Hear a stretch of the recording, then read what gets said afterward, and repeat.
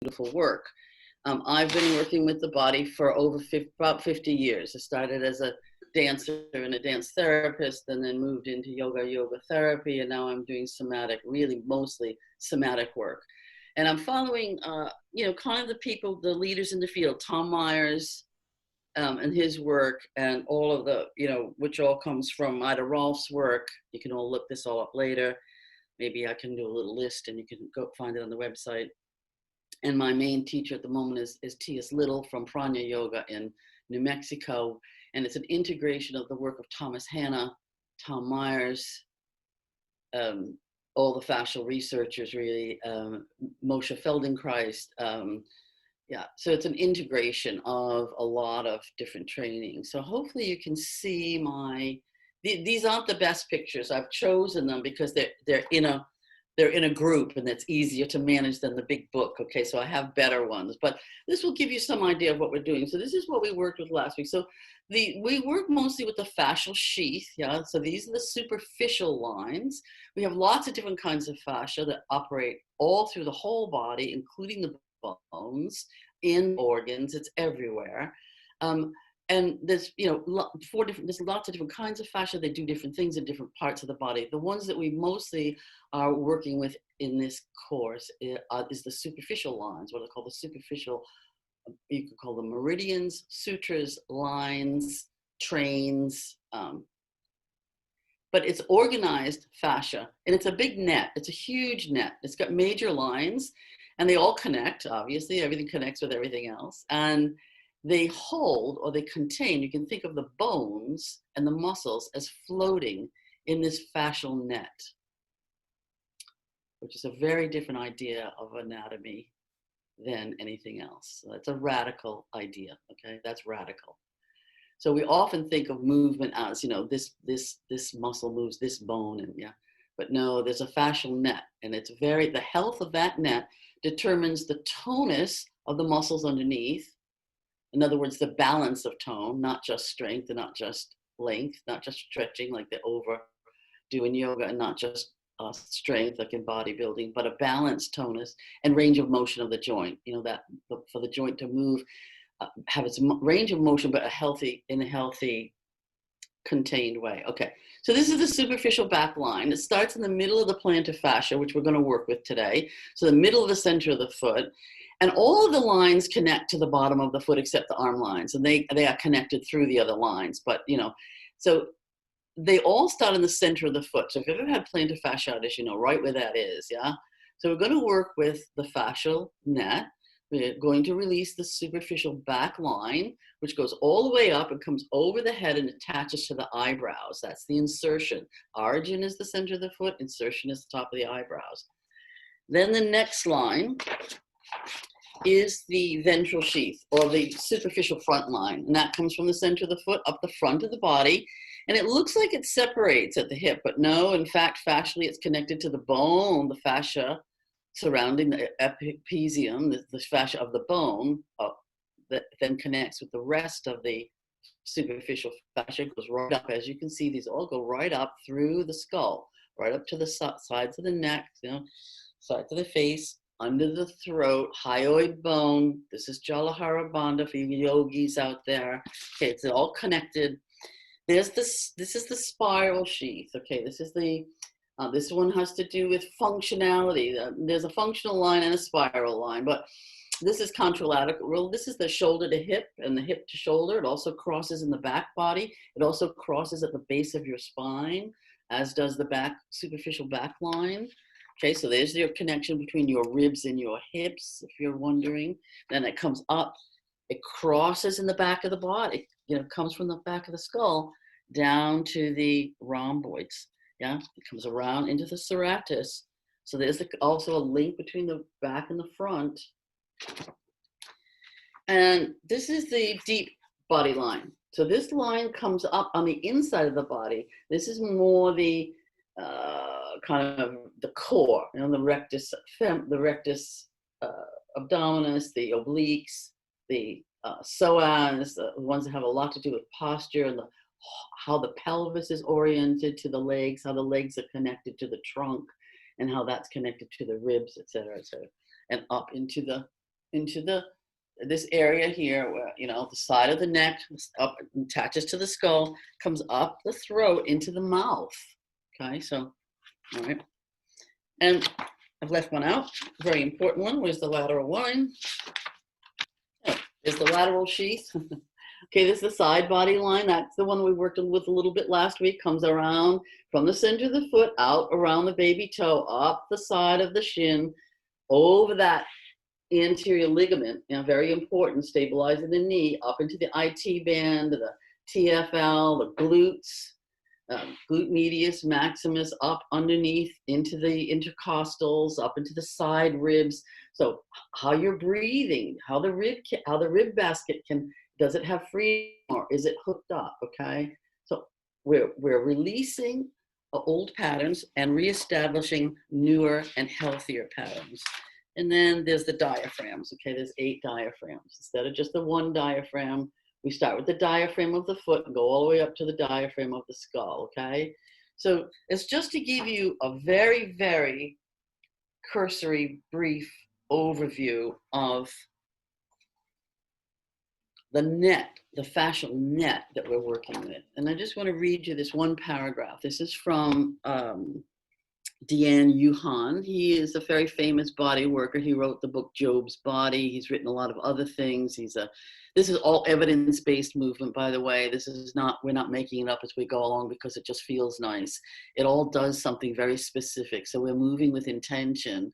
Yeah, so that's why you get the good results. That's why you got the good sleep, Priscilla. Okay, so we're downloading the central nervous system and uploading the parasympathetic systems and bringing a balance in the neural pathways. Okay, so it says there's a picture of the fascia. Now that unfortunately is dead fascia. So it's actually, when it's live, when you can see it, you go on Gil Headley, you go on some YouTube stuff and find some live fascia. The cameras with live fascia, it all glistens. It's all like spider web with dew on it. It's all glistening and very much alive and fluid and, you know, gooey. Okay. It says, what he says is very important. So, you know, try to just listen, open your ears and listen to this. Okay. It is only by influencing the flow of impulses through the vast net of connective tissue and nerve that we can have any effect upon tone, habit, and nerve. And we can have any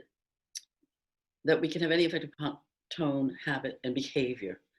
The conditions which direct flow into specific patterns come from sensory experience. One of the readiest means we have of actually influencing, rather than just interrupting, the conditions within the net is the introduction of more and more positive sensory experience, which elicits new kinds of motor responses and can thus form the basis for the development of new habits, new conditions, new patterns of neural flow. So if you do this movement with attention and not force, you will do all of that and you will actually increase your brain maps. Yeah, so you are going to create neuroplasticity as well as movement. Okay, so we're going to start. We're actually going to now get into the movement. So I think that sometimes it's really worth saying these things, because if you don't know why you're doing what you're doing and you're just moving to move, that's fine. You can do that anytime, but we're moving with intention. Okay. So we're going to take our small ball.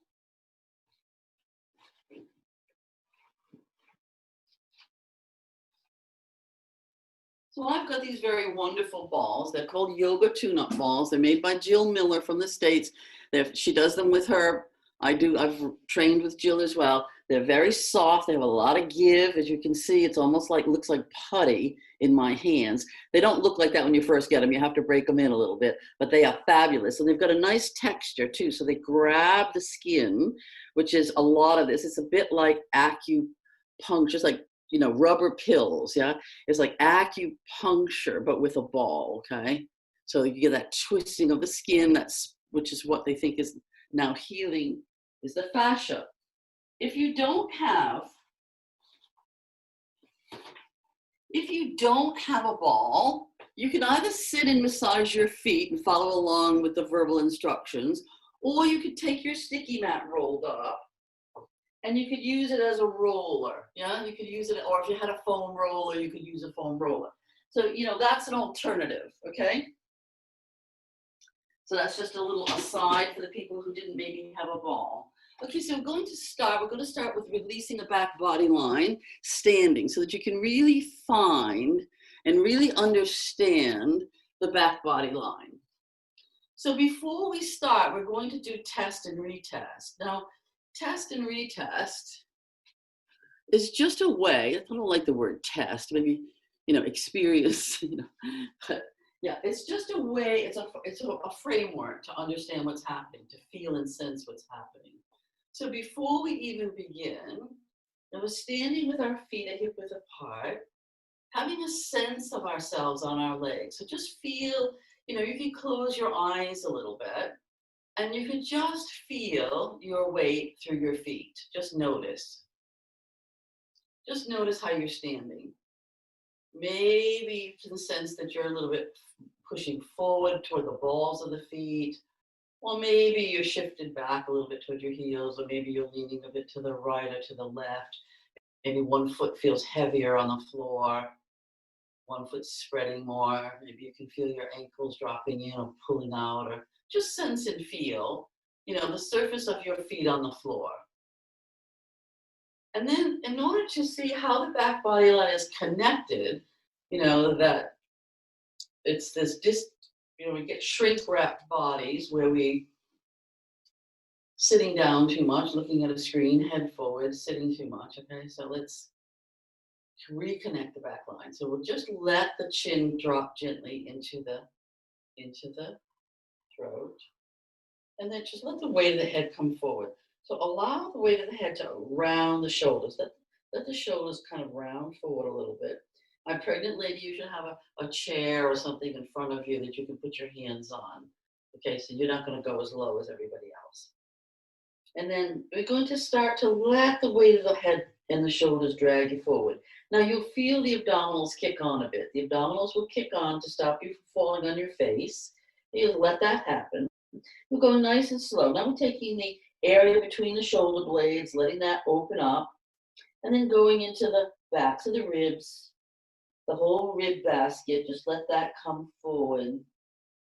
Keep your knees soft, as though you were going to bend your knees. Just unlock the knees, and just let the spine roll down. Let the weight of the head and the shoulders start to drag you over, and you'll begin to get to a certain point, and you'll feel you're about halfway now, head not even to knees, and you start to feel this thoracolumbar area open up. Yeah, you start to feel some stretching, maybe is a word, or you feel sensation in this thorax, big kite-like fascial sheath at the base of your spine, goes up to your 12th thoracic and down to your bottom of your sacrum and out to your side hips.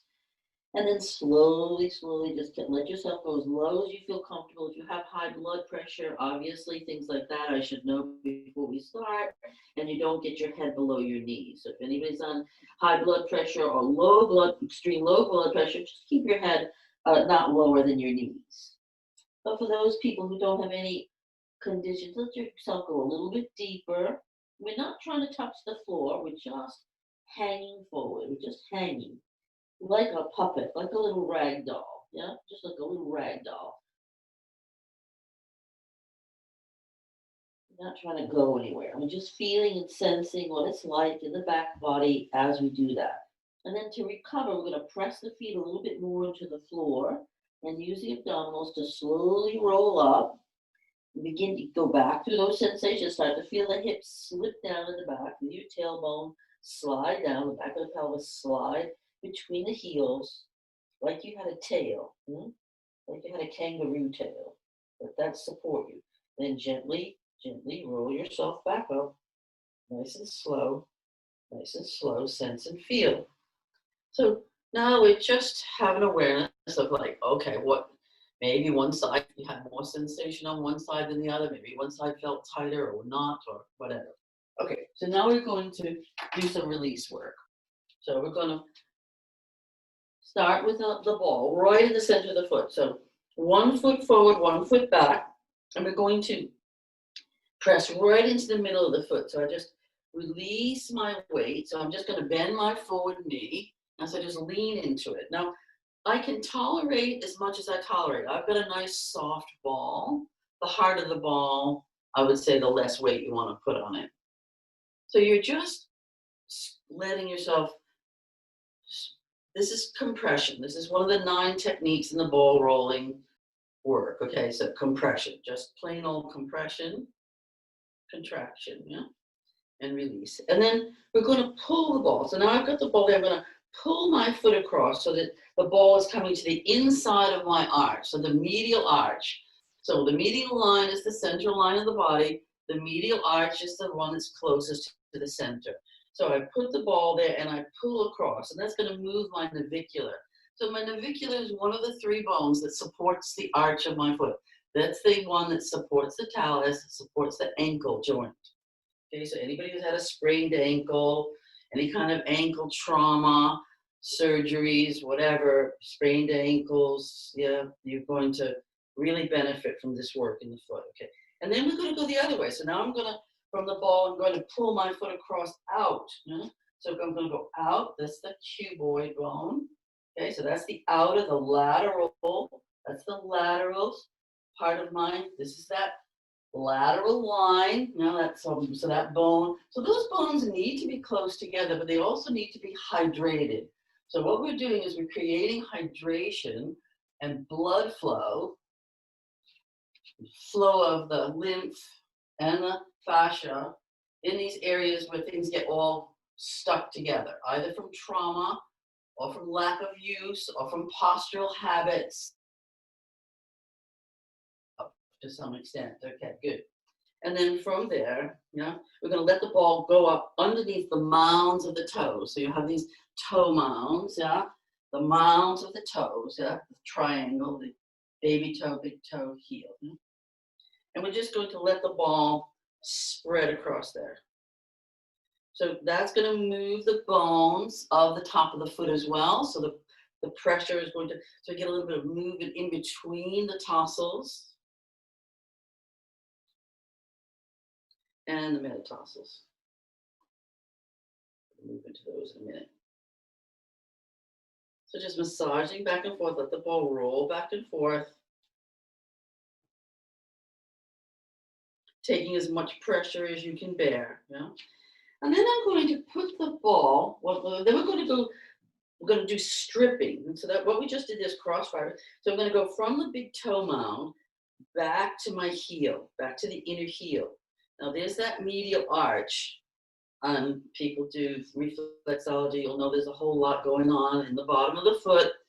And they often talk about the organs. So these are the nerve endings, these are the part of the fascia that are related and go up and surround the different organs. So these are the same lines, yeah? Same pathways, or similar, close enough.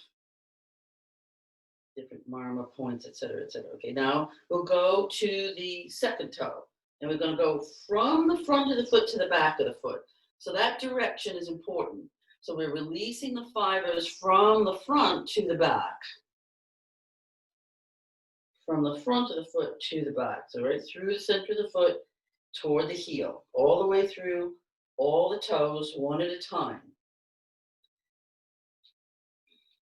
And then see, can you, and you know, if we had more time, if you're doing this on your own, if you find a sticky point or a point that's really sensitive, you could stay in there and work with that a little bit. You could hang around, you can linger and, you know, kind of give it a little more attention. But because of the sake of the class, we'll keep going. Okay, so now I've got the ball underneath my big toe. My big toe is up, but my toe mound is pressing down into the floor. And I'm going to sort of lean forward as though I was going to take a step. So that is going to put a lot more pressure on that big toe, and it's going to really lengthen the fascia, the trampoline of the arch of the foot. So it's a trampoline, it's got 3 layers of fascia, And we want that trampoline to give us ground force response. So this is transference of load through the whole back line. This happens with every step you take if it's working well. If it's not working well, it'll let you down and literally let the arch down, and you'll be flat-footed and you will get repercussions either in the knee or the lower back or the neck. Somewhere along the back body line probably, but not always. And then let's do the 3 toes in the middle. Can you get the big toe down, the baby toe down, and do the 3 toes in the middle? And again, lean forward. And that maybe more difficult for you. Maybe, maybe the big toe is more difficult. Maybe the middle toes are more difficult. And then let's do the baby toe. So same thing, just putting the ball there, getting some pressure, and then leaning into it a little bit, leaning your weight.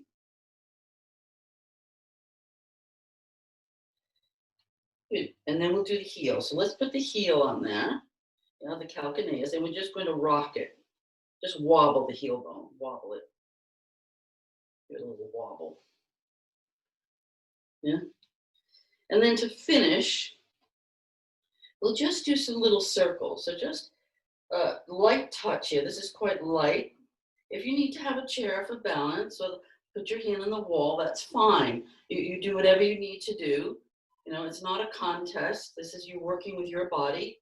Sometimes the balance is quite difficult because maybe there's something going on in the pelvis, so it makes your balance quite difficult. So nice, soft little circles. Yeah. And let's put that foot on the ground. It's better if you can stand on a wooden floor or a hard surface, not a rug, but even still, you'll get some feedback. So even if you have to stand on a rug, you'll get more feedback on a hard surface. And just stand, and now again, close the eyes and just feel your feet on the floor. And feel which foot is softer, which foot has more contact with the floor. So again, make sure that the feet are parallel, that your toes are straight ahead, that you haven't, deviated your feet, that they're on the same plane, and that you're not turning the feet out. So always come back to that same neutral parallel foot. It's just for check and recheck. And then you might notice some sensations all the way through the body. So let's find out the effects. So again, let's nice and gentle, let the chin come to the throat, the chest, let the shoulders start to come with you. Let the head take the shoulders, keep the abdominals a little bit charged, keep the knees a little bit soft. And just enough to take, so you're not going into hyperextension of the knee, not jamming the knee back. The knee should be a secondary curve, not a primary curve, so we don't want the knee pushing back. And just let yourself breathe. Now you're coming in between the shoulder blades, letting those spread out. Allowing the weight of the head and the shoulders to take you over. Let the rib cage come. Go slow, sense and feel. Sense and feel as you go a little lower. Now you're starting to get into that thoracolumbar area, the big kite, the big sheet of fascia that's stronger than steel, but still needs to be hydrated. So it still needs to have give and resilience. So it can respond to the everyday movements in your life without pain, without discomfort, without distortion. Okay, and again, just people who have any conditions, any kind of problems that you need to, let me know before the class. Absolutely, you take responsibility for yourself. High blood pressure, do not come, or low blood pressure, don't take the head below the knees. But people who are fine, let yourself hang down. Just notice now the 2 sides of your back. Notice the 2 sides and just see, is it easier?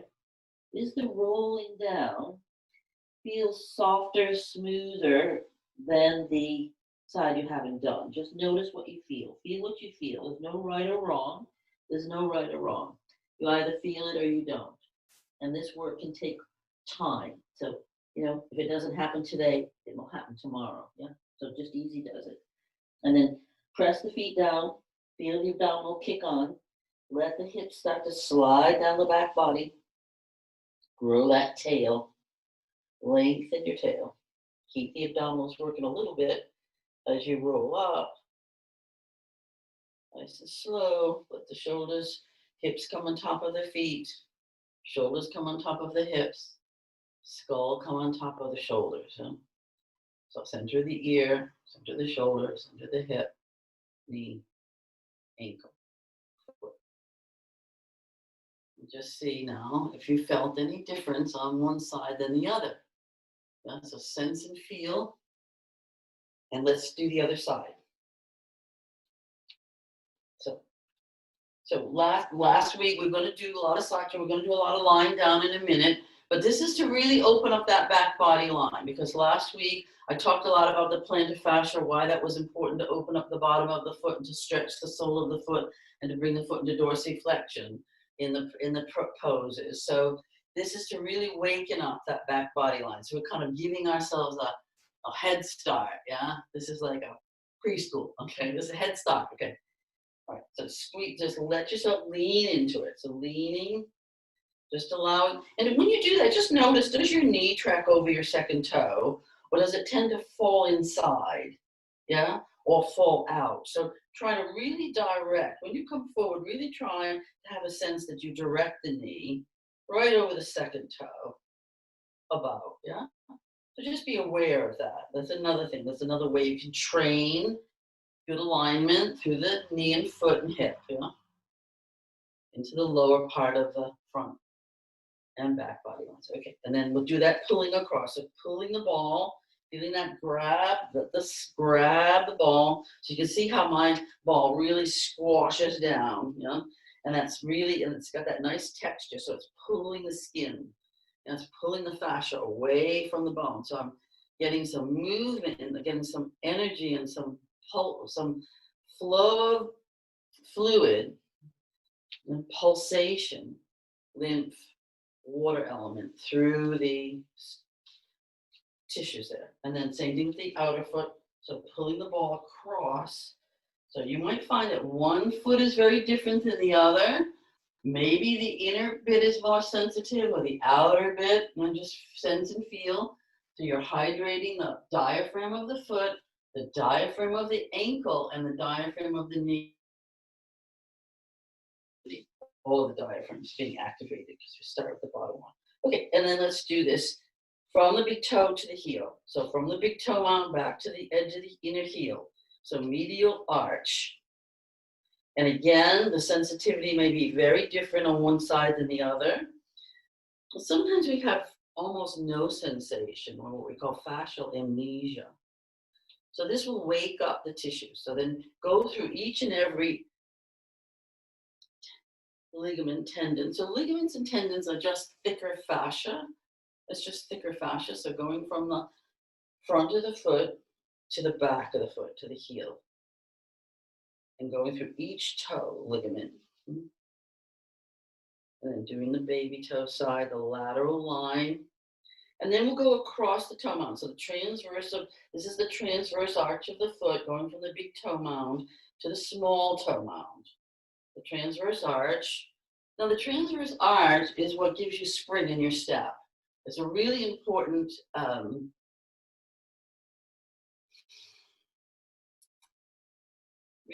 area of the body, and it gives you spring.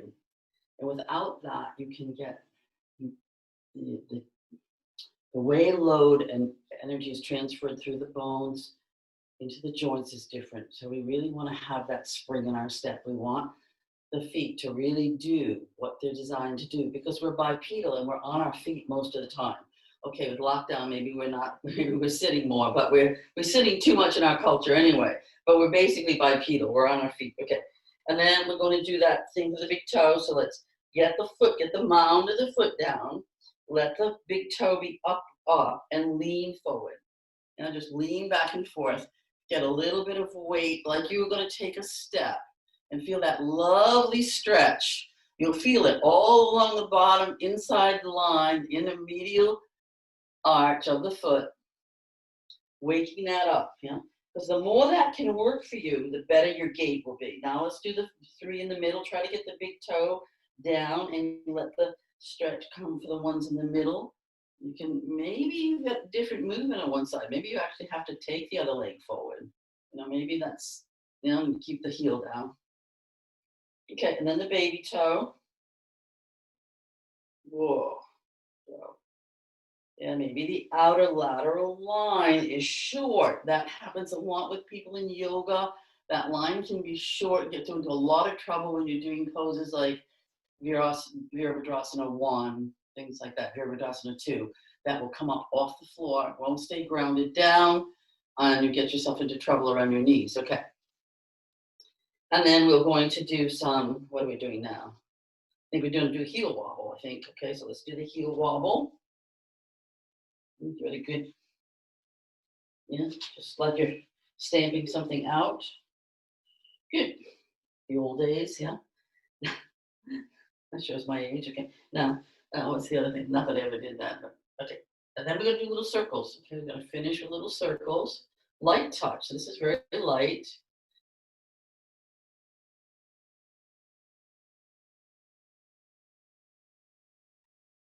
So I'll just check and see if you've got any sensation or change. Can you give me a thumbs up? If you had any change in sensation on one side or the other, yeah, okay. So this is the important bit. It's the sensory feedback that you're getting that's going to inform you. Now, so that's a release for the back body line. And now you really know where your plantar fascia is too in your foot. And I made a mistake last week. I kept saying, I don't know how I made that mistake, but I did. And I did it several times. So dorsiflexion of the foot, just go through that, is when you bring your toes toward your body, and you open up. This is the plantar fascia. You're opening the plantar fascia when you draw your toes toward you. This is dorsiflexion. Plantar flexion is when you point the toe and the bottom of the foot comes into retraction, okay? So dorsiflexion, toes toward you, okay? Just so you get that straight, okay? Good. All right, now we're going to lie down. So now that we've got this kind of we've hydrated the back body line a little bit, which is really helpful if you've been doing a lot of sitting. Now we're going to take it into the satya sequence. Now we're going to take it into the breath-led, gravity-fed. When I say gravity-fed, I am talking about when you change your relationship to gravity, everything changes. So most of the time, the back body line is the line working hardest to keep us from falling over as we move through the world, okay? It's on all the time pretty much, except when you're sitting and it's all broken up. And so when we lay down, we're loading the joints very, very differently and creating space. And the way gravity pulls on things is very different. So it's very opening. Okay, so here we go. So lying on your back.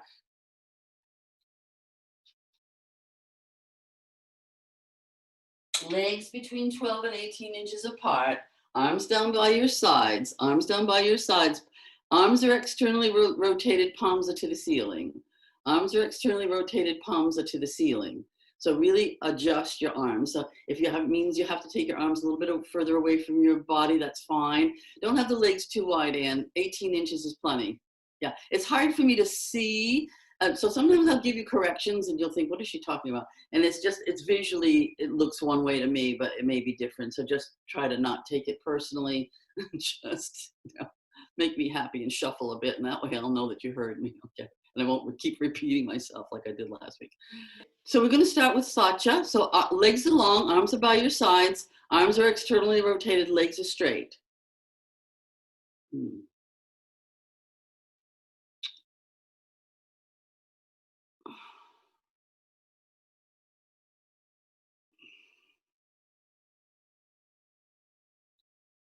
And just really let the weight of your bones drop. Really feel, sense and feel the weight of your bones.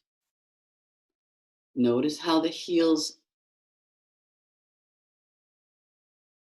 maybe one foot turns out more, maybe one calf turns out more. Maybe the whole leg turns out more, yeah. So notice the two sides, yeah. So notice that the whole body, so the signature shape of the whole body, and then start to notice, yeah, the heels, the contact with the heels, the contact of the calves, the thighs, and especially the sacrum, the weight of the sacrum. Maybe you feel that you're rolling, maybe the whole pelvis is rolling to one side or the other. Don't try to adjust or fix anything. So this is just noticing. So there's no judgment, it's just noticing.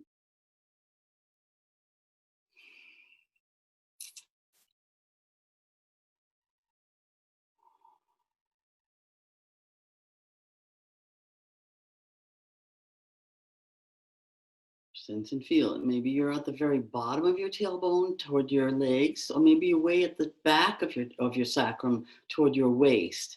And ideally, you know, in a neutral pelvis, you'll be in the middle of your sacrum. The weight of your body will be in the middle. So again, just notice, do you tend to have anterior tilt? That would be lower part of the sacrum.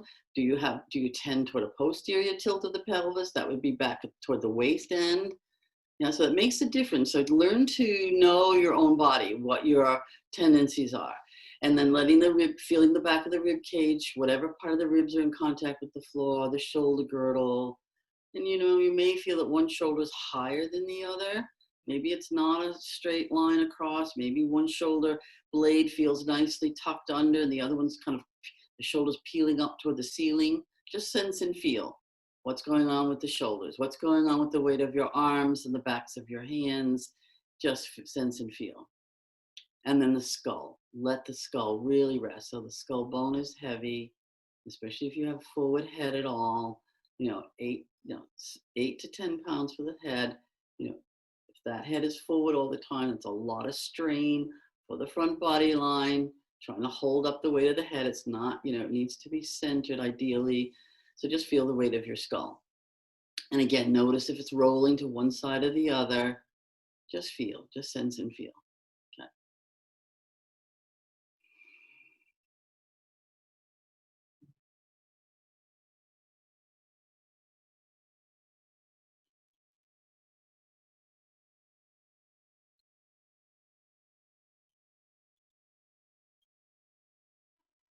Okay.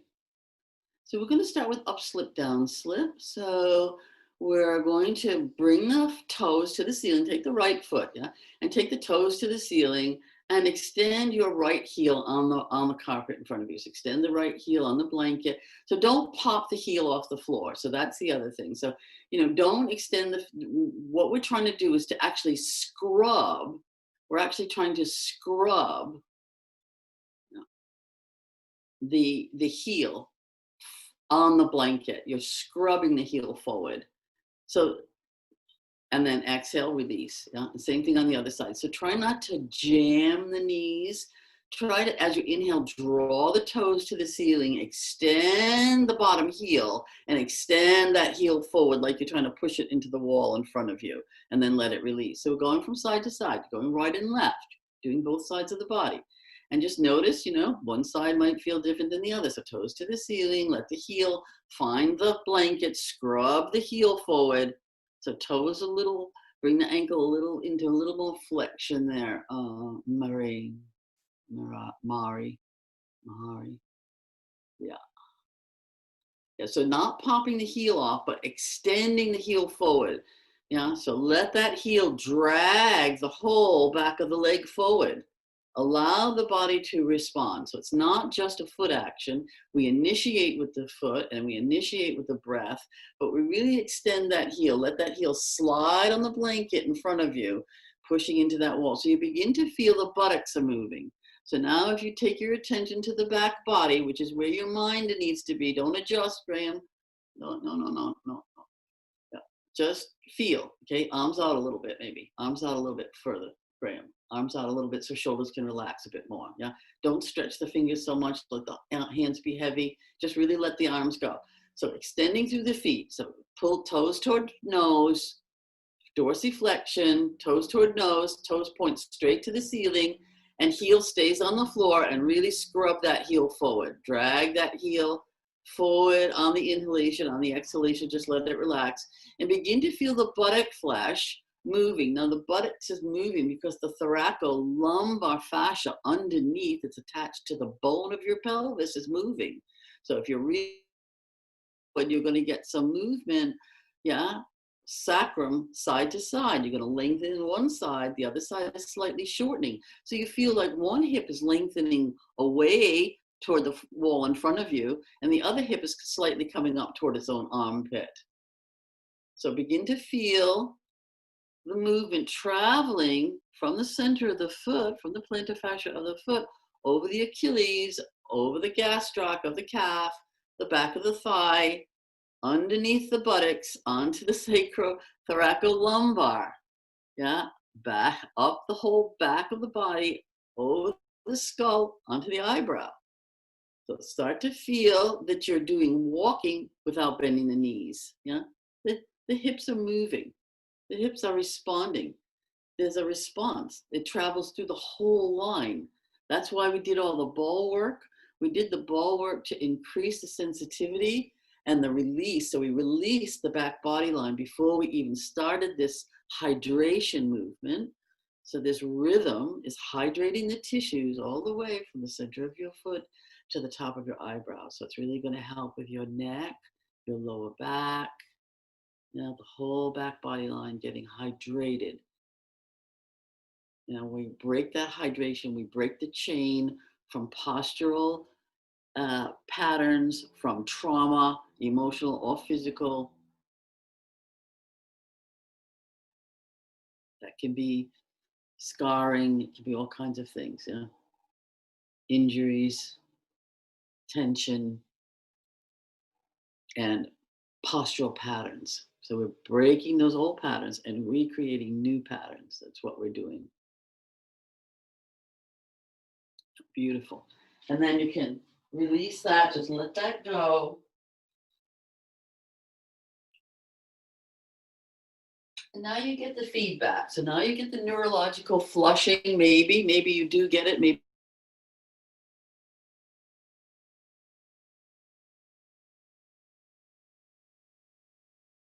get up and down like that. So listen, you shouldn't be drinking during a class because it makes all the blood go to the belly as opposed, unless you have a cold. And also when you get up, there's a very particular way of getting up when we do this work so that you don't excite the brain. So lay down, Claire. So yeah, when we get up, we roll to the side, we get very slowly, the head comes up last because this is neurological. We're working with the brain here. We're working with the parasympathetic and sympathetic nervous system. So you don't want to shock the system by just kind of jumping up, okay? So yeah, if you need to have a glass of water, if you have a cold or a dry room, just a little sip though, just to wet the lips, okay? Just to wet the lips. Okay, so lying down, we're gonna go into undulation 1. So let's bend up both knees. And keep your feet, wider than your hips. So just a little bit wider than your hips. Beautiful. And arms can be out to you. So let's take the arms into stick them up position. Okay. So, this is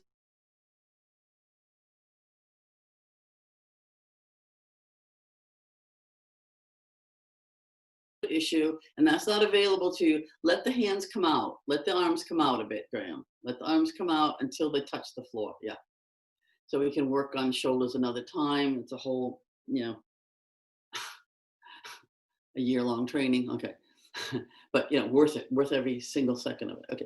So here we're going to do, so make sure the feet are in line. So again, watch out for those feet turning out. So try to get your feet parallel if possible. Okay, so we're going to do something called undulation 1. So this is the first spinal movement.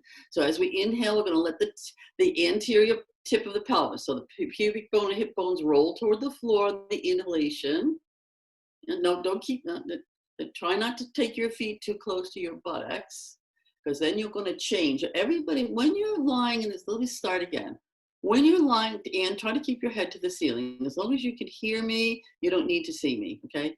So I'm not demonstrating until, I really need to, okay? Your feet need to be wider, Annie. Feet a little bit wider, that's it. Now, if you could do experiment, take your feet further away from your pelvis. Take your feet further away. You'll feel your lower back start to really arch, yeah? Okay, that's not correct. Take your feet really close to your buttocks. And you'll feel your lower back flatten. That's not correct either, okay? We want to have about a 60-degree angle between the heel and the buttock, about.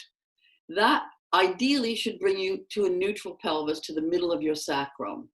You should have a lumbar curve. You're not trying to get rid of your lumbar curve. You go to a lot of yoga and Pilates and a lot of places where they tell you to keep your back on the floor. It is a wrong instruction. It may be right for a certain thing that they're trying to achieve, but in a neutral position, you should have a nice lumbar curve and a nice cervical curve. You should be able to get your hands there, okay? So now, as you inhale, you're going to let the anterior spine, the front rim of the pelvis is going to tip toward the floor. The pubic bone is going to come toward the floor.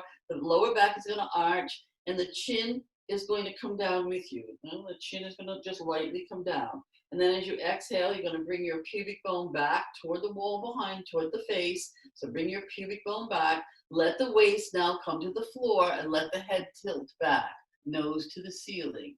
So this is very soft. It's breath-led. So it's just the breath doing the work. We're not adding any muscular movement. We're just initiating with the breath. On the inhale, let the hip bones come down, pubic bone come down, chin comes down. On the exhale, pubic bone goes back, lumbar lengthens, head goes back. Back and forth you go. Anterior tilt, posterior tilt. So back and forth you go. So pubic bone down, chin down. This is undulation 1. It's a very primitive movement. It's has to do with the digestive tract. It has to do with gut intelligence. It has to do with the back brain stem. Yeah, so it's a kind of the primary spinal movement. It's a motility movement. It's a motility movement. So both bony weights are doing the same thing. Pubic bone down, chin down, skull down, and then pubic bone back, head back. And you're going into a rhythm of your breath. The breath is what carries the movement. The breath, yeah, and the more you integrate the breath with the movement, the more the brain is really interested in what's going on. It can track it. So it's slow, mindful movement, breath-led, and of course, we're in a different relationship to gravity. Because we're in a different relationship to gravity, everything's different. So the spaces between the joints can open differently. We can start to get hydration and flow into the glands of the deep pelvic area, top of the leg, inner body, the throat, the thyroid, the parathyroid, the movement of the kidneys, affects the adrenal glands, the one that gets us into a lot of trouble with stress cycles, okay? So you're hydrating tissue, you're hydrating, and as you inhale, you really feel, as the pelvis comes down, you really feel the belly distend on that inhalation. On the exhalation, there's a narrowing, and there's an active principle where the hip bones come toward one another, pubic bone comes toward the face. So you're getting the transverse abdominis, the internal and external obliques, the rectus abdominis. So we're getting that. So this is the superficial back line, superficial front line, deep front line.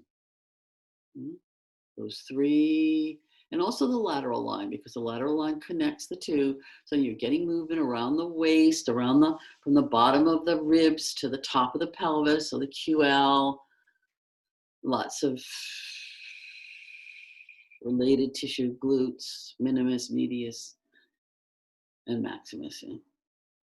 Back and forth you go, just following the flow of the breath, letting gravity help you, spreading the water element through the body. So the heart pumps the blood, the lungs pump the heart pumps the blood, but movement pumps the lymph. It is the movement that gives us the flow that we need to keep the tissues hydrated and healthy and responsive and resilient. You hear the word resilience on a lot these days, okay? And then let go of everything, arms and legs, arms and down by your side, let legs stretch out, sense and feel the effects. So legs long, always coming back to our Shuddhasara, a signature shape, and beginning to see, so if you can stretch your legs, just for a minute. So just, 10 to 20 seconds, just feeling any sensation in the soles of the feet, the inner thigh, anywhere and everywhere. There's neurological flushing. There's responsiveness. As there's 7 to 9 times more nerve endings in the fascia than you've actually got fascial pain. Okay, so it's the fascia that tells the story. The fascia is where it's at. Okay? The fascia is the new black. Okay, that's it. It is it. Okay, lovely. Okay, let's do some side body scrubs. So let's bend up both knees. And let your arms, slide your arms on the floor. So keep everything in contact with the floor. It's all sliding and gliding. Slide your arms around over your head. Interlace your fingers and put them underneath the back of your skull. Interlace your fingers and put them underneath the back of your skull. And just let go. So again, hopefully this is available to you. If not, you might need to put something under your elbow. I don't know. Let's try. You may need to, put some.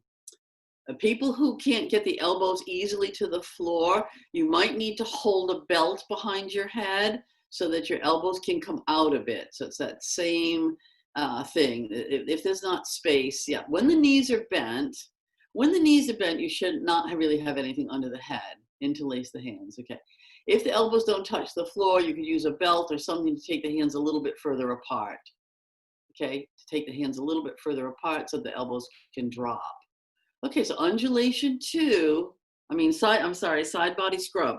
So side body scrub, we're gonna take a breath. As you inhale, you're gonna slide your upper body. So slide your right elbow toward the wall behind you. So slide your elbow back behind you. Let your head roll in your hands and look at that elbow. Let your head roll and look at that elbow behind you. And you'll see one side is opening and one side is shortening. And then exhale back to center. Exhale back to center. Here we're going into the side body line. So a little bit of action through the feet, not too much. Same thing on the other side. Let the elbow go back on the inhalation. So opening the body on the inhalation, getting that length from your hip to your elbow.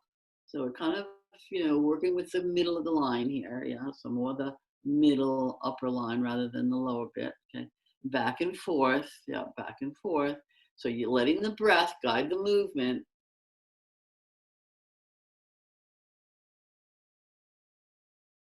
Back and forth, back and forth. Inhale, let the elbow go back, let the head look at the elbow, opening up the intercostals, the side waist, the quadratus lumborum, the internal obliques as they come down into the groin, into the psoas, yeah, where they join the leg, and da-da-da. So back and forth you go, breathing and sliding and gliding, sliding and gliding. One elbow lengthens out. The other elbow is kind of coming toward the opposite hip. So you can actually let that happen. You can actually squeeze that side a little bit more. If you don't have any lower back problems, you can let that squeeze a bit more. So you get compression, decompression. So this is the pump. Yeah, we're pumping, we're pushing the fluids into squeezing, and then we're squeezing it, and then we're letting it release, and then it hydrates, and then the flooding happens, then the squeezing happens, then the flooding happens. So it's like wringing out a towel. It's like wringing out a towel. You're hydrating the tissues, the intercostals, up through the armpit. By the way, this is so good for breast tissue and all of this underarm stuff. Yeah, up through the side of the neck, into the side of the skull, up into the face. So this is the side of the neck, really, and then back you come, down, so down you come. Now you could add up, slip, down, slip to this. So this is quite an interesting thing to do. So you're going to start in neutral. You're going to do the same movement. Keep your hands where they are. Keep your hands under your skull. You're going to imagine, those big magnetic buttons they have in the buildings where you can push that button to get in or get out. Yeah, it's a magnetic, big, kind of the size of your hand. So you're going to imagine there's a button just in front of your knees, or the top of your shin, the very top of your shin, bottom of your knee. So you're going to press the button with your right shin and take your right elbow back on the inhalation. So press the shin forward and take the elbow back. So same movement you just did, but you're adding up, slip, down, slip through the shin. Now foot stays on the floor. It's just the bone, just the head of the bone pushes forward, yeah? And then exhale, come back to center. Everything back to center. And let's do the other side. Keep everything on the ground. Don't lift the elbows up. Elbows stay on the ground. It's all gliding and sliding. Let's do the other side. Push the head of the shin forward. And other side. So push the other knee forward. Take that elbow back. We're staying on the same side. It's not oppositional. Stay on the same side of the body, Joe. Okay, shin forward. Take that elbow back. Try not to lift the elbow. Try to slide on the blanket. You don't have a blanket. That's why you put the sticky mat. Okay, back to the center. I have a blanket next week over your mat. Okay. And you can't slide without a blanket. It should be, your blanket should be end to end over your mat, and you're making your life very hard for yourself. Okay. Okay. Yeah. Oh, dear. So gliding and sliding. Tuck the blanket in, or it'll just keep coming with you. It'll just travel with you. Tuck it in. Tuck it under. Otherwise, it's going to move all over the place, drive you nuts. And keep going. Yeah. Press the shin forward and take the elbow on the same side back. So push the head of the shin forward. Take that elbow back. Let the head roll in your hands and look at that elbow. Head is rolling. Head is rolling. It follows the elbow that's going back. So Gordon, try to get that elbow to go to the corner of the room. Now feel that it's a diagonal. Okay, so it all stays on the same side. Right shin, right elbow, head rolls to the right. Left shin, left elbow, head rolls to the left, back and forth. Yeah, move the shin, take the elbow back. Look at the elbow. Really roll your head in your hands. Let your head slide around in your hands. Let your neck turn. Let your chin turn. Let your head turn. Nice. Okay. Okay. Good. So Priscilla, keep it grounded. Keep it grounded. Priscilla, slow it down. Slow it down. Don't overwork. Don't overwork. So don't force. Find the end range, and then, yeah, don't overdo. Don't lift anything off the floor. It's just a swivel. It's just a swivel. That's it. It's just a swivel. It's just a swivel. That's beautiful. Much better. Yeah, beautiful. Yeah, don't force. Don't force. So you're hydrating. Now you're also adding the up slip, down slip with the extension of the upper body. So you're really opening up that side body line. Okay, and then let everything go. Arms down by sides. Let legs go long.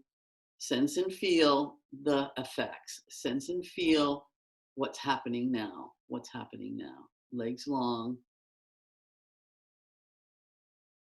Legs down, Maharini. Okay. Arms down by sides. Back to your Shavasana. I say Shava for short. Huh? So I'll meet you there. Yeah? Breathe. Feel. Where's the neurological flushing? Is there any? Where is it? What's the breath like? Is the body starting to drop? Are you feeling that there's a connection, more connection between the front and the back body as the internal organs can get some space and hydration, things start to move back into the body toward the spine? Okay. And let's do unwinding one. So arms out to sides. Arms right out to sides. Let's bend up just the right leg. Bend up your right leg. Yeah.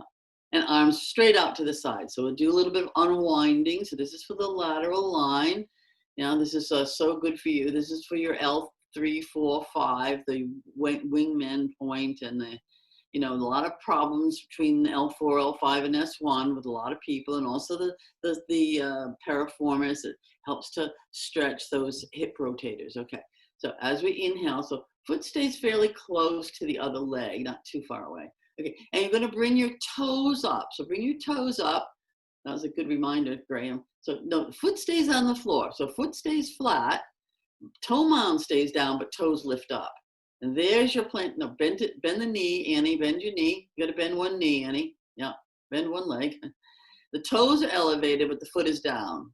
Foot is down, Annie. Foot is down. Only toes are elevated.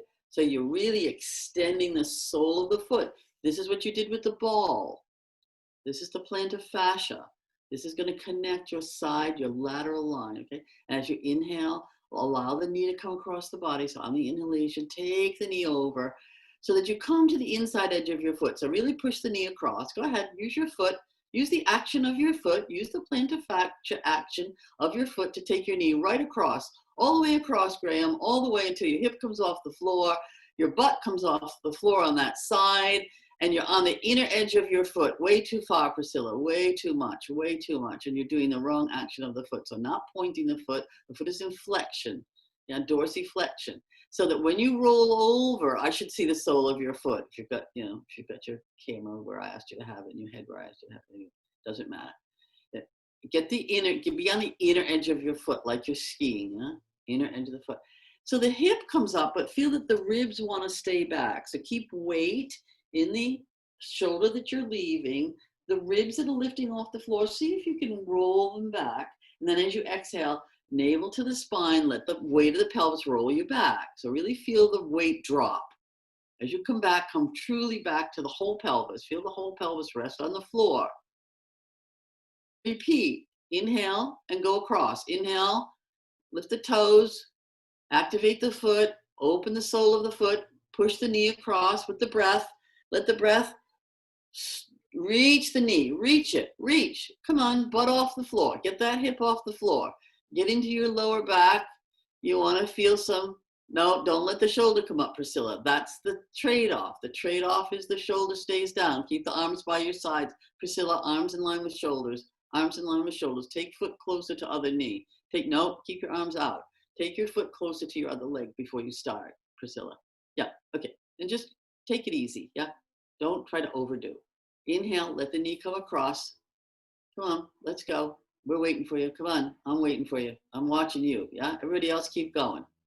You know, get a rhythm. Knee comes further across, Priscilla. Knee comes further across. Come on, over, over, over, over, over. And then exhale and come back. Exhale and come back. That's it, nice and slow, yeah. So, you know, you want to go to the maximum, but at the same time, you're going to keep weight in the shoulder that you're leaving. Yeah, and I should see the sole of people who are with their head in where I wanted it. I should see the sole of your foot. I should see the sole of your foot. So really pull those toes toward your body. Baby toe comes toward you. Foot stays on the floor. Try not to come just on the heel. Try to get on the whole inner edge of your foot. Mari. Try to get on the whole inner line of your foot there. So big toe mound as well. Just see what happens. Go ahead. Just keep trying. Yeah. So in a way, those are subtle perfections, as it were. And you'll feel it'll be different. It'll be different. The line will be different. So we're hydrating a very particular line here, the lateral line. So we're doing these movements with intention to open up the fascia in the side body. Those are the sides that knit the front and back together. Over you go.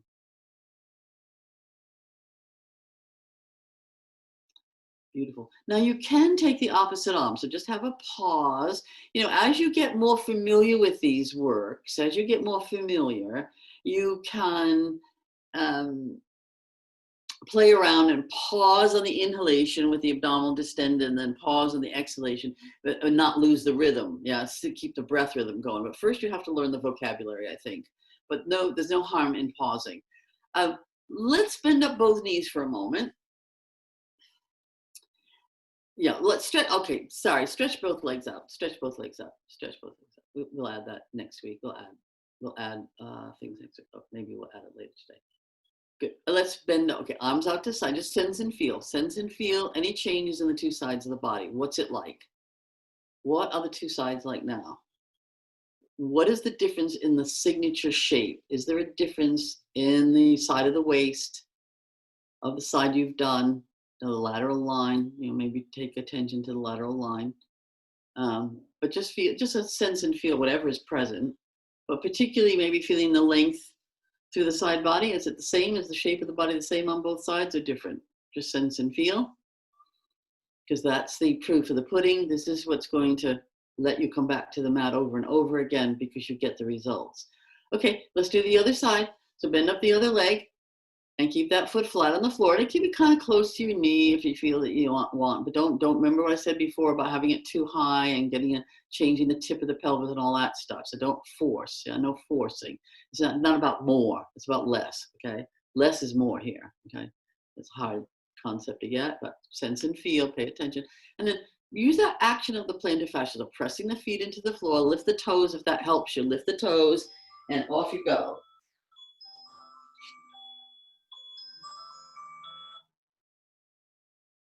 Back and forth, knee across. Inhaling, get the knee to come all the way across. Feel that the buttock leaves the floor. So you're getting some opening in the piriformis, in the deep hip rotators. And the abdomen distends. You're getting some movement in L1, L2, S1. Yeah, so it's a little bit of a spiral twist for the lower back. So it brings, that movement will help to bring some hydration. So with this compression and compaction, it'll bring some space and some movement and some hydration of the tissues there. So nice and easy, just using the weight of the body, using the weight of the leg. to do the work. So you're just coming across, let the arm hang heavy, and just come to the center. Okay, don't go all the way open, so not opening all the way up. The knee just stays. At your inhale, it comes across, and on the exhalation, the knee just points to the ceiling. You stay neutral. It's just there. We're not doing the external yet. That's kind of like unwinding 6 or something. Let the knee come across. Feel what's happening. Feel that arch in the lower back. Keep the shoulder heavy. Let the head go the opposite way if you want. Let the head turn the opposite direction. Let the head begin to roll. Don't do too much for the neck today. Okay.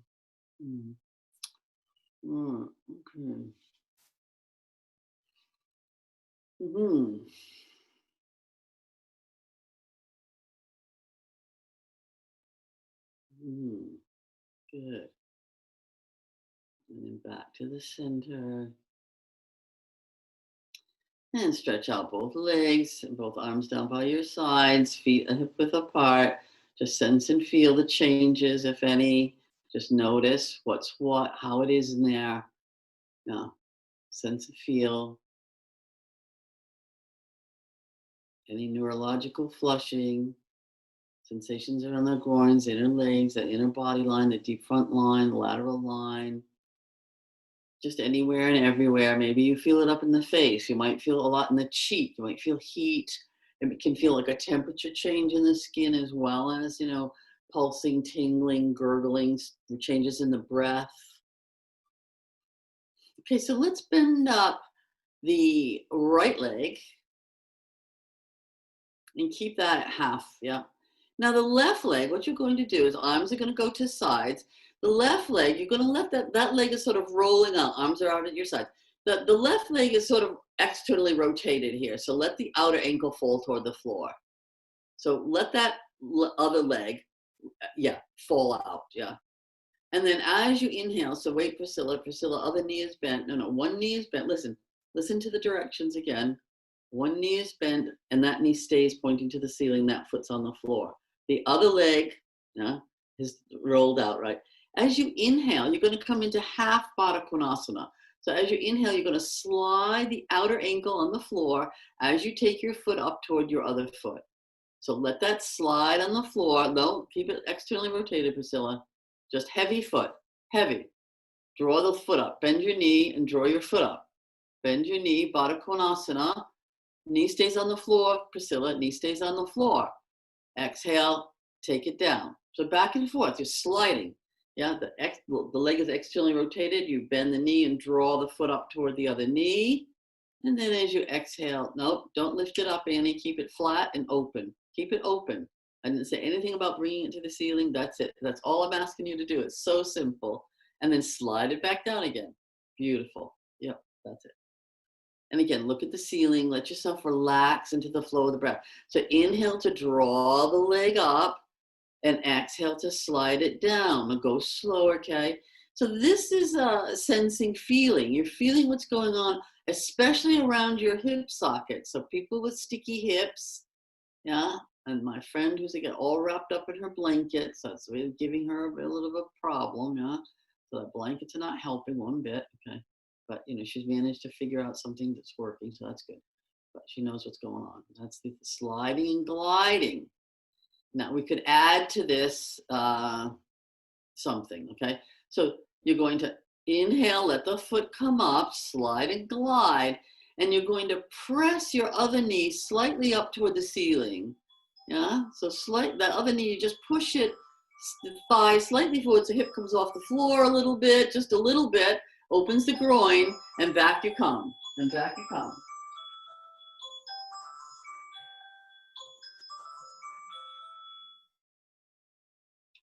Good, and let's do the other side. So stretch that leg long. So that's a little bit activation for the glute on the other side. So one glute, one side of the pelvis is opening and softening. The other side is getting a little bit of firmness. So, but it's very subtle. You're not, clutching your butt, okay? Just feel that one, to press your foot into the floor and raise the other one. Okay, so the other side, so bend up the other knee, let the other leg externally rotate. As you inhale, slide that foot up on the floor. Feeling that opening in the hip. Maybe one side is different than the other. Maybe one hip is stickier. Maybe there's a clunk, clunk. No, don't grind it out. Just sense and feel. Yeah, sense and feel how it's different on one side than the other. And then if you want to, you add a little bit of pressure through the foot of the knee that's to the ceiling. So as the other leg comes up, you're kind of pushing that other knee kind of forward a bit so that the buttock on the other side comes off the floor. And that's going to open the front groins a bit. So it's going to open the hips, yeah? It's going to open the hips. It makes one glute active. Not too much, Priscilla. Keep that knee. Listen, go slower. Start again, Priscilla. Foot relaxed. Foot relaxed. Now, as you come up, nice and slow, you just push the other knee slightly forward till the hip comes off the floor. Don't let it come over. Don't let it turn. No, you see how it's in keep it open and push. There you go. There's the opening. Okay, good girl. All right. So when you let that knee drop across, yeah, you don't get the same effect. You don't get the same effect. We're doing something, getting a special, yeah. That's just gonna firm up that glute a little bit because some of us have weak glutes. Yeah? They don't do what they're supposed to do. Therefore, the firing doesn't happen properly. The firing doesn't happen. The muscles don't work as well. You start to get lower back problems or neck problems or whatever. Okay, let both legs come long. Nice and easy. Let both legs come long and sense and feel now the effects. That's it, Joe. Beautiful. So legs long, arms by sides, sense and feel. We need to start to come to a close now. So let's bend up both. So sense and feel, just get that immediate feedback. We're going to do the last movement now. It's taken a lot more time than I realized. Well, not the last movement. Maybe do a couple more. Okay, so bend up both knees, arms out to sides. Bend up both knees. When I say both knees, I mean one leg at a time. Bend up both knees. Keep knees a hip width apart, a little bit wider. Not too close to the buttocks. Remember, we don't want to flatten the lower back. Take the feet out, arms out to side. We're going to do legs back and forth. So first, we're going to take the arms. So see, can you rotate your right? It's like you're hitchhiking. You're done it. Your palm is to the ceiling. You're going to turn your arm back, like your thumb is going back toward the wall behind you. And then you turn, so your baby fingers, the whole arm rotates at the level of the shoulder. So you're turning your palm toward the floor. So externally rotate the arm so the hand comes toward the floor and the arm is externally, you're wringing out. Yeah, you're opening up the shoulder area. Yep, and then the other side. So do one side, then do the other. So externally rotate the arm all the way behind you, and yeah, and you can look at that hand. Yeah, you can look at that hand and see what's going on. Then you do the other side. So arms are in line with your shoulders, Joe. Arms are straight out in line with your shoulders. They're not doing anything else. You just externally rotate. Turn the palm, turn that whole shoulder, rotate. Externally rotate the arm, palm to the floor. Exhale, recover. And you can let the palm back. And then back and forth, other side. Yeah, other arm, yeah, back and forth. Do the right side, then you do the left side. So there's that external rotation, deep rotation in the shoulder. You take it from the shoulder. Good. And then pause. You see, that's just to get the feeling. Now we're going to take the legs. We'll leave the arms alone for a moment. We're going to take the legs. Again, toes are up, so you're activating through the plantar fascia of the feet. So the body lines are turned on, toes up. And then inhale, let both legs come to the right. And that's it. So you're on the inner edge of one foot and the outer edge of the other. Beautiful. And then exhale to come back to center. Feel the navel drop, the lumbar lengthen. And then the other side. So back and forth. Now you know what you're doing. You don't need to look and strain the face. Keep the feet sharp. The feet do need to stay active. Open your feet a bit more, Annie. Just give yourself a bit more space. Open the feet a little wide. There you go.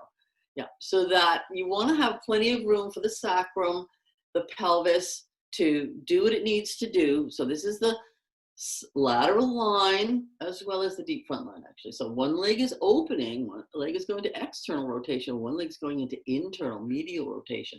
It's fantastic for the hip sockets, the way the femurs sit inside the acetabulum, the wine cup, yeah, the cup of the wine glass is where the femur sits, you know, the acetabulum. It's Greek or Latin, back and forth. I'm not that sharp. Beautiful. Now, can you get the arms to go in opposition? So legs go one way, take the other arm and roll that hand behind you. Yeah, so now go slower, Priscilla, slow it down, slow it down. Remember, sensing, feeling is not, try not to go into, once the brain understands what you want, it starts to go into automatic movement. This is all about slowing things right down so that the neural plasticity happens. This is the proprioception, interoception that starts to work on the brain maps. Keep those feet sharper, Graham. Just because you're going slow doesn't mean you come to a dead stop. Keep breathing for me. Don't stop breathing on me. Back and forth you go. Come on, come on. Legs move, yeah? Back and forth, back and forth. Yeah, so breathing. So inhale to come to the side. Externally rotate. Try not to adjust the knees. Try not to adjust the feet there. I'm not sure why you're doing that. Maybe there's pain. I don't know. Back to the other way. Come on. Exhale, navel to the spine. Let the bony weights. Okay. Adjust your feet a bit, Graham. You've got one foot. You've got 1 foot 4 inches in front of the other. So take your opposite, the one furthest away from me, the foot furthest away from the camera, and move it forward a bit. Yeah, yeah. Now you're more level. Okay, now go. And that could be, again, it could be a visual with the camera. I'm not sure. But anyway, off you go. Inhale to come across. So it's the rhythm. The brain is interested in rhythm. The fascia likes rhythm. So try not to control it too much. So in other words, try not to slow it down so that you lose your rhythm. It's the breath. Well, we all have different breath capacity, respiratory capacity, and you're actually improving your respiratory function because you're increasing the psoas, the deep psoas and the deep body line, the postural muscle that goes to the 12th thoracic, into the iliacus, into the inside of the top of the leg, attaches to the 12th thoracic, which is the bottom of the diaphragm, the crux of the diaphragm. So every time you move like this, you are improving and increasing the connection in the deep front line for the breath, for the pulsatory rhythm of the diaphragm, the breath, pumping the heart, movement of the chest, releasing all those intercostals. As you're twisting the arm, you're promoting that as well. That's all. It's like wringing out a big long towel. Okay, back you come to the center and stretch out arms and legs, stretching out. Sense and feel, sense and feel, sense and feel. Okay, so slowly now you're going to bend up both knees. So after you've stretched out, so we've stopped moving, we've stretched out, you've done your thing, bend up both knees, take your right arm above your head, stretch it behind you and roll onto your side, roll to your side.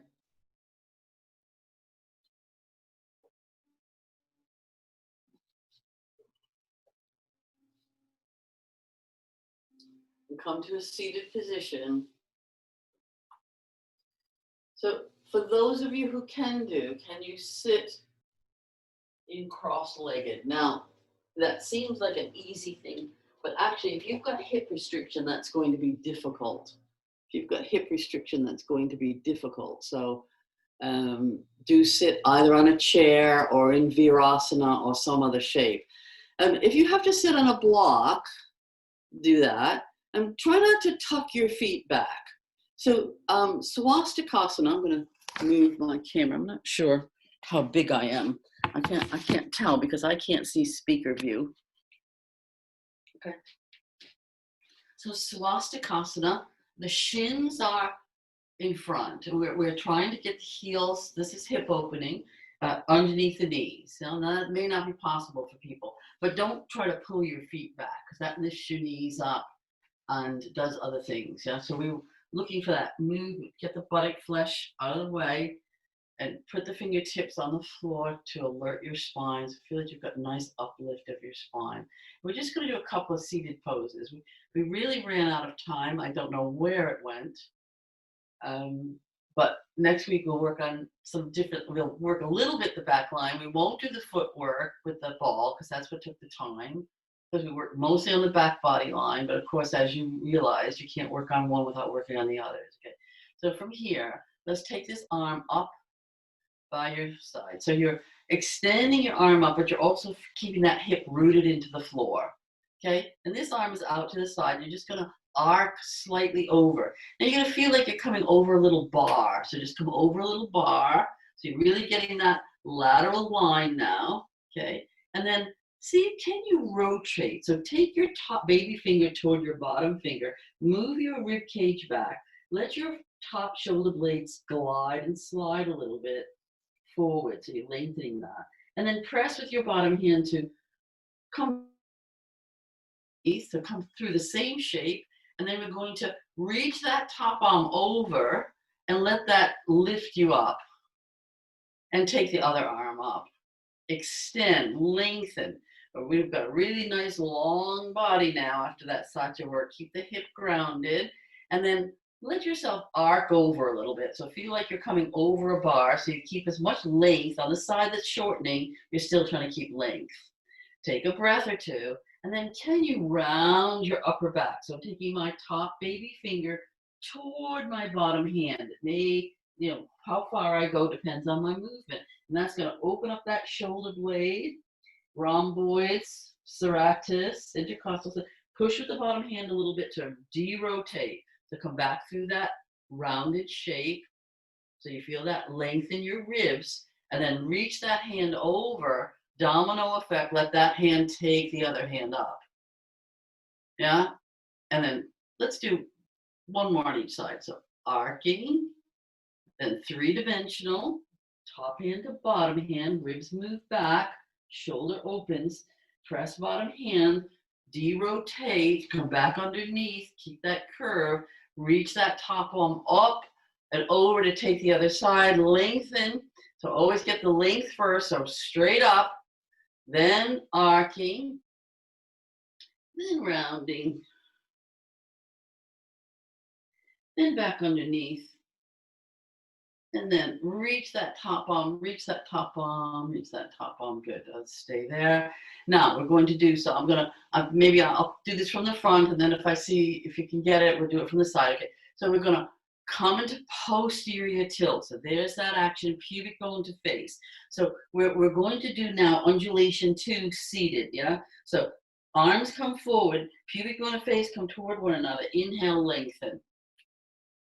Inhale, lengthen, let the arms come down, and repeat, okay? So if you want, you can take the backs of the hands together. Backs of the hands, keep the shoulders dropped, come into posterior tilt.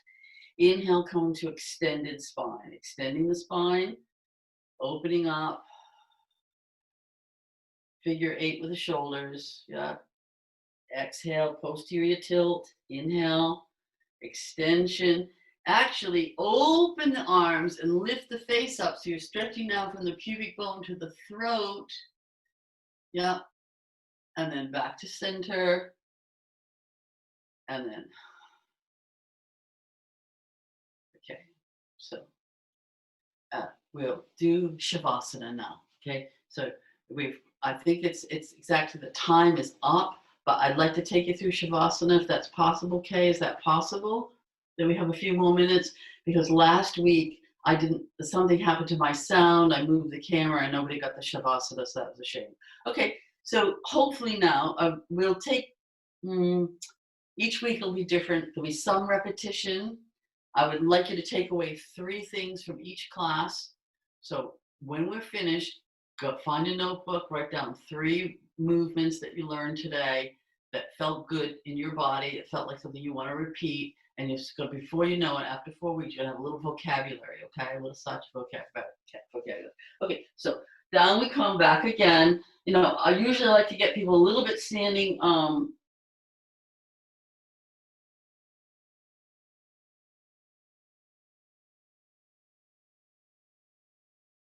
If there's a problem, you can have the feet on a bolster or, a chair, or if there's lower back issues.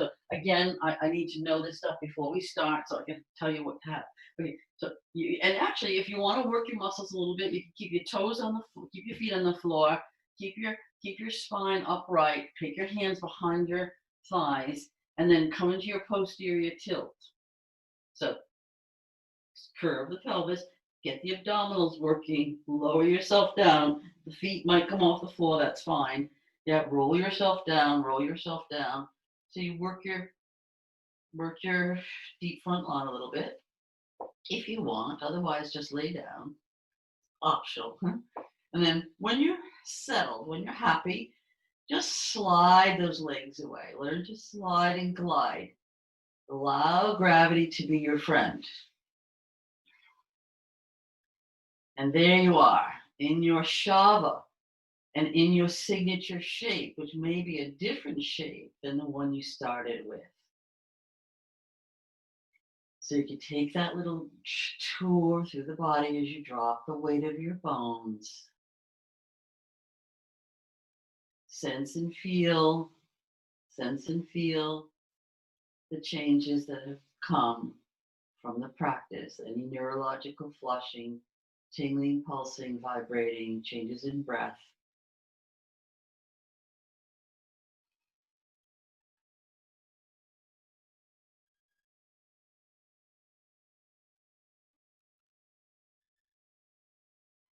Really release yourself, really let go, learn to trust, to let go into that new space, new awareness of what's it like now?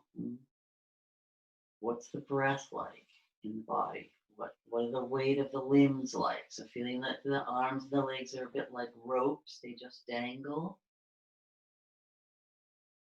out of a trunk that is now integrated. So we're integrating the upper and lower body through the breath, through the deep front line, the psoas to the diaphragm, which all of the rocking movements give us. So all of the undulations, we didn't do undulation 2 today, so sorry about that, but we did the ball rolling, so can't do everything. So all of these movements, are helping to integrate the lines, reconnect from the foot to the head, the front and the back, the sides, the deep front, arm lines, lateral lines, spiral lines, functional lines. As we lie there, feeling the stability in the pelvis, feel that the pelvic bowl is balanced, that the inner organs have room to spread and soak and take their rightful place.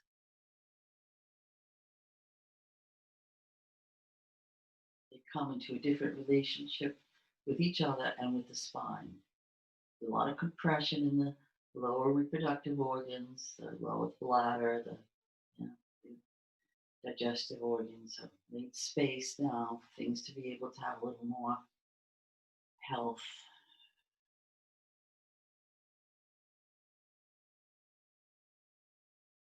And then feeling the movement of the rib basket as the breath has changed. As fascial tissues release, hydrate, they allow movement, so the whole of the rib cage able to respond to the breath.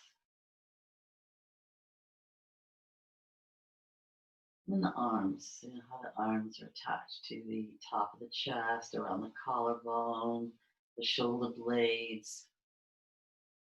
We'll have more of that next week. The neck, the back of the skull, the face. So remember we talked about the 8 diaphragms. So there's one in the throat, there's one in the jaw, the palatine. So just let the jaw release. Feel that the jaw, the bottom jaw unhinges from the top jaw. Let the tongue relax in the mouth. Let the cheeks slide toward the floor. Let the eyes, allow the eyes to really sink deeply back into the skull. The eye sockets are very deep, so really let them fall back. And you'll feel the temporal lobe on the sides of the skull, around the temporal area, and over the ear, release and slide toward the sides of the skull. And again, the skin of the forehead spreads out, broadens out, and the space between the eyebrows widens.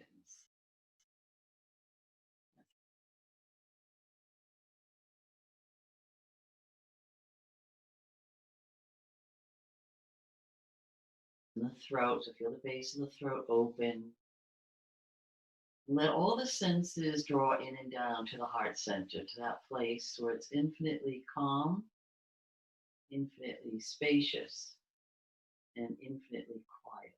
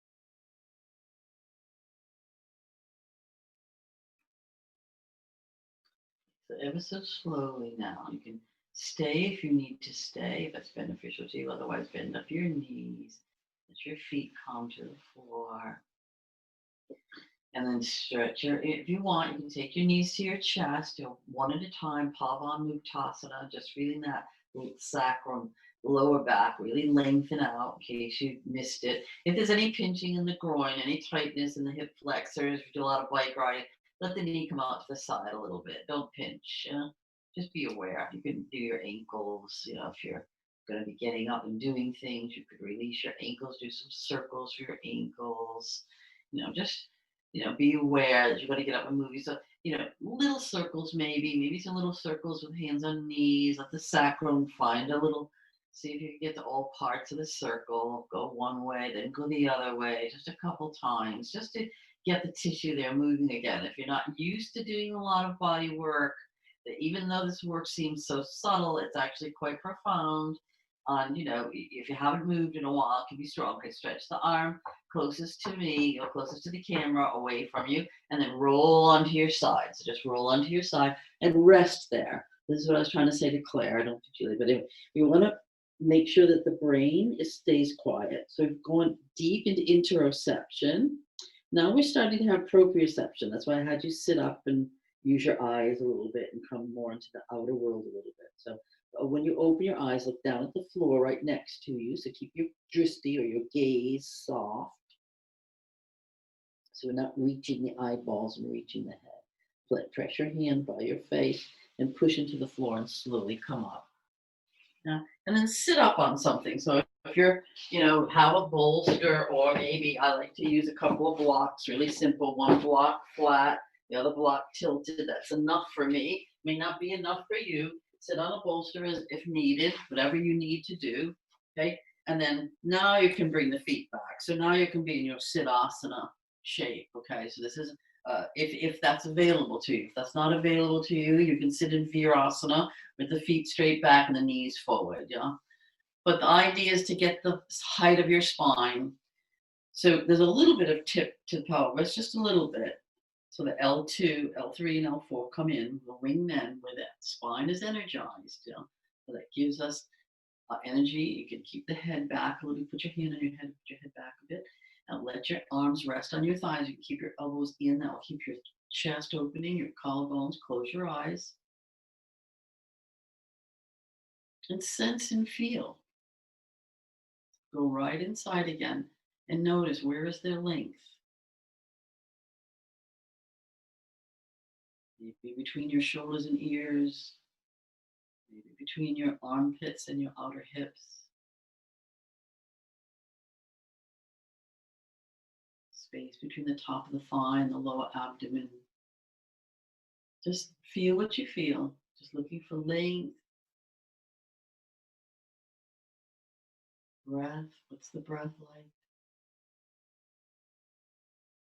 Can you feel this movement in the abdomen? Soft breath. Space. Where is there space? freedom,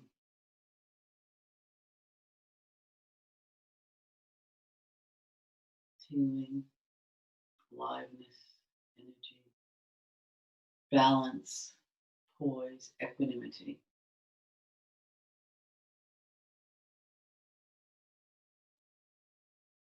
So we opened up all the diaphragms, all 8 diaphragms are activated in this practice. Starting with the foot. You can start anywhere, but we chose to start with the foot. And then let the chin come down gently. So let the chest stay up as the chin comes down. So when you open your eyes, you're gazing down at the floor. So eyes stay soft, wristy stays soft. And so not shocking the brain. So then slowly let the head come up when you're ready. So again, you have an outward focus, outward gaze, but inward focus. So as always, it's a pleasure and a privilege. So I'm very grateful to Kay personally and to Donna Kosha for providing this opportunity for me to bring what I love and what I feel is highly nutritious. This is spatial medicine, and this is this vocabulary that we're learning will help you in your life, I hope.